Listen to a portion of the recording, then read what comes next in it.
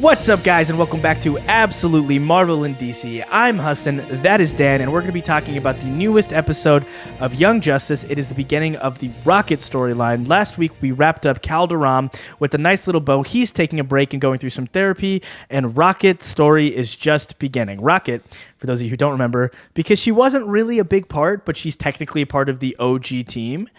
She showed up very end of season 1. She had joined the Justice League by season 2, and we saw her with her child, who was absolutely hilarious. This child, voiced by Kari Payton in that episode in season 3, who points at Karen and says, "Hey, you got a baby in there?" And it's one of the funniest lines ever. You should look that up if you guys have time. Literally look up the words, "You got a baby in there," and it comes up. But yeah, we're getting Rocket's storyline. So I'll do the quick sum up of the episode. We pick up with Rocket, who is at her home, and we get a sight of superheroes I don't think I've ever thought about at all. A superhero that has a special needs child that deals with things at home like that. So Amistad, her son, has autism, and he has a couple meltdowns because for those of you who don't know a lot about atypical kids, there's a lot of things that go into making them comfortable and their environments and surroundings. And it looks like they live in New York, or no, they live in Dakota City, and they have to take the subway, which is another chaos factor in an autistic child's life. And she's doing the best that she can as a parent and handling that situation, which was really, really like a jarring scene. And she takes it to her either boyfriend or ex-boyfriend's house. I looked it up later, but there isn't much clarity on what their relationship is. It's just the dad. That's it's all just I the got. dad. There is in season 2, after Artemis is killed, quote unquote, there is a wedding shower that the girls go to. It's Rocket's wedding shower. I don't know if it was to him because they look divorced. They don't look like they live together. If it was him or if it was somebody else altogether, because I believe she had Amistad before the wedding shower, like a long time before the wedding shower, because of tie-in comics and various things. But we take Rocket and we're on the Javelin going up to the Bug's homeworld, to Forager's homeworld, and we have the Flash. So back a couple episodes ago, not one episode ago, King Orin said that, hey, we have 4 Green Lanterns, 2 Flashes. What's wrong with 2 Aquamen? The 2 Flashes are Barry Allen, and it looks like Jay Garrick, after the death of Joan Garrick, has decided it's time for me to put the mantle back on, and he's a Flash again, which I love. I think that's wonderful, and he's old man, but adorable and sweet and nice the whole time.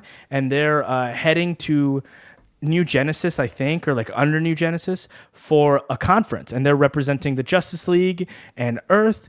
And the Green Lanterns are going to be there, and the New Gods are going to be there. So we pick up there. We meet some of, I guess, what are going to be our regular characters, which include Highfather, his wife, I don't know her name, Ray.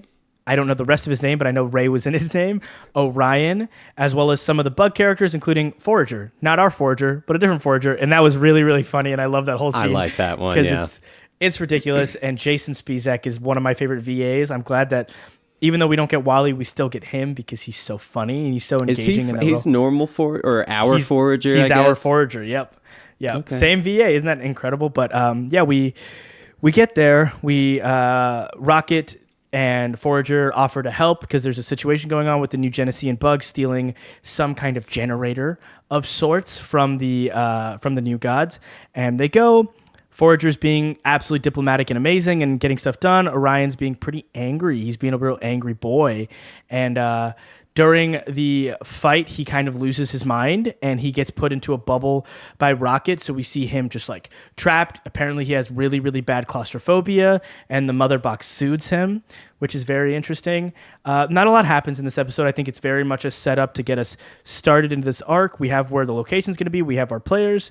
And I'm, as always, excited about it. We get back to Superboy one time.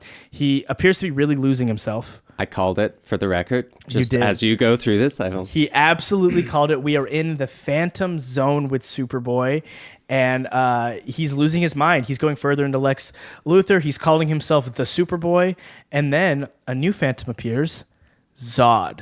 And I don't know if it's our Zod. I couldn't tell if it was the General Zod. It's not the same name, so I wonder if it's a kind of like King Orin instead of King Arthur kind of deal, right, or if this is implying that it's the Zod that we know's father. Right. Well, we have that, and then we also have a second Zod that shows up later, the person that killed Superboy. is revealed at the tail end of the episode. So as well as we touch back with Ma'ala Fa'ak, who's going to Mars and going to talk to Darkseid. I don't like Ma'ala Fa'ak. I'm not in like that he's poorly written. I just hate that character. So every time he's on screen, I'm just like, you sniveling little shit. Ugh, I hate you. But yeah, we're getting the ball rolling. I'm glad we're doing reveals. I think that they were really smart and that Rocket's a character not a lot of us are going to care about because we haven't had time with her, that we're getting to reveal after reveal after reveal. We're hitting the ground running. We know where Superboy is. We're having movement in all the storylines. So I'm here for it. I support it. Dan, thoughts for you? Did you love this episode? Did you hate it? So I will say I'm not a fan of all of a sudden, hey, we did full arc. Okay, now the character you don't really know anything about, we're just going to do one episode at a time. And I'm like, that part, but that's not a part of the episode itself. I do kind of like how they are slowly going into like Orion, where they call him the dog of war. We see his claustrophobia prior to him going into war mode, basically. Yeah. Which I'm glad they did kind of set that up a little bit, so it's not just jarring. Like, wait, hold on, that doesn't make sense. Yeah. I will say I'm not a fan of Rocket and the fact of very, very prejudiced and very like judging Orion immediately off of just not knowing anything about him. Basically, judging him based off his appearance and like his history, like his family history, which we learn at the end. If you didn't know the comics, he is related to Darkseid. And I feel like of all people, she, like, I mean, I'm not black or anything like that, but I am aware of like racial things like that where you get judged based on your origin and stuff like that. So I felt like of all people, she might be more understanding of that, but I guess not. And I'm also not a fan of,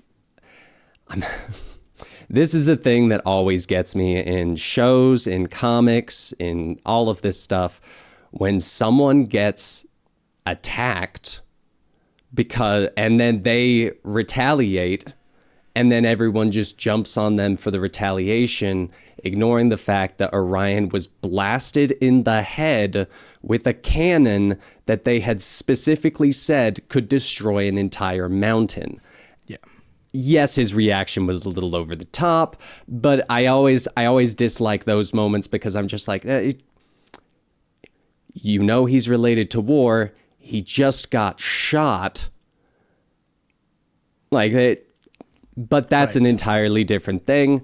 Overall, I feel like there wasn't much done in this episode. I feel like there really was not too much setup. And for people that don't know the characters, there's really no setup. Just here's this person, here's this person, here's this person. I hope you know it. And that I even include with Rocket, because I'll be honest, I don't even remember Rocket as a character. Like, I was hoping for a 3-episode arc with her like we did get with all the other ones, so that I could learn more about her again, where she is right now, kind of who she is right now, because we've also shown with all the other characters, they have evolved since their first time. So overall, I am curious to see where this episode goes. Forager definitely was a highlight of the episode. I loved when Forager's talking to Forager. And like even Jay's like, wait, I thought you were Forager. I am Forager, but that's Forager. That's not going to get confusing at all. But yeah, those are kind of my opinions on it. I don't know if I'm out of line for the whole like prejudice stuff, but that just I'd love kind to of give my take on that. I think yeah, I would really like to hear yours on it. You're on the money with it. I think that that's purposefully set up. The way they calmed down Orion really felt like stemming. Like I'm a big, or I was a big fan originally of the show The Good Doctor. Freddie Highmore plays an autistic surgeon, and originally before it became like hack me TV show medical drama bullshit, right, it was done really, really well when it was first adapted. And often autistic people, and I don't necessarily know what all goes into it, but they'll have an object or something that calms them. They'll have episodes and they will stem. They'll rub something or they'll touch something or they'll listen to a noise. They'll deprive themselves of sensory, whatever they need to do. And the way they calmed Orion down felt very similar. And I think that it's about Rocket's clearly having trouble. You know, early in the episode, you know, the father's like ready to like, hey, we got to meet with the school to get him into special classes because this, and this. And she's hesitant, or she's like not dealing with it. I think that this storyline is going to be her coming to grips with the reality of where her kid is and where she is. And that she's going to realize that she's not in the best spot mentally of like the way she handled that. And I think you're right. I think it was done like that purposefully. I will go and say, Orion didn't need to do that because kids shot him. Like, I know it was like a nuke, right? You shouldn't hit somebody with a nuke, but you can't kill those cute little bugs. They're adorable. Yes, I'm not, for the record, I am not justifying that at all. Because, no, you're not. Yeah, no, that is a little over the top, but it's always the ignoring that there was a factor. Right. And that's the part that irks me a little bit because it's like, regardless of that did still happen. Mm-hmm. And that can also be said of PTSD, like people that come back from war when something happens and they kind of go into that fight or flight. You don't always think clearly. Right. Yeah. I'm really interested to see how this goes. I think our main issue with the show has nothing to do with what the writers have done or the animators or the voice actors. It's HBO Max. It's the chosen release schedule. Now, Greg Weisman did want episodic releases, so that would have been his vision. I think that this show is made to be binged. I think that specifically because we're doing it in arcs, it was practically set up that we do it in arcs. But HBO Max has its release schedule, and we're this far into the second half of the season, and they haven't confirmed season 5, so we can expect that a lot of this is the last Young Justice we'll get for a long time. So it's sad. It's sad that it's being released like this. I do think that in a couple of years, when you get some distance from it, you're going to watch it back and you're going to love this season because I think that this season is incredible. It really, really is.